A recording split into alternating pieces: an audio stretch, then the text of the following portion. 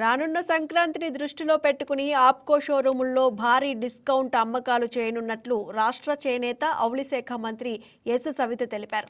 డిస్కౌంట్లపై చేనేత వస్త్రాలను విక్రయించనున్నామని, ఇందుకోసం ప్రత్యేక కౌంటర్లు ఏర్పాటు చేస్తున్నామని వెల్లడించారు. తిరుమల వెంకన్న వైకుంఠ ఏకాదశి ఉత్సవాల సందర్భంగా ఈ నెల 26 నుంచి తిరుపతిలో చేనేత బజార్ నిర్వహించనున్నామన్నారు. మరో 2 రోజుల్లో చేనేత సహకార సంఘాల నుంచి వస్త్రాలను కొనుగోలు చేయనున్నామన్నారు. తాడేపల్లిలోని క్యాంపు కార్యాలయంలో చేనేత ఔలి శాఖ అధికారులతో మంత్రి సవిత మంగళవారం సమీక్షా సమావేశం నిర్వహించారు. గుంటూరు, మంగళగిరిలోని ఎర్రబాలెంలో 60% డిస్కౌంట్, విజయవాడలోని ఆప్కో మెగా షోరూంలో 50%, మిగిలిన అన్ని షోరూముల్లో 40% డిస్కౌంట్లు ఉన్నాయని తెలిపారు.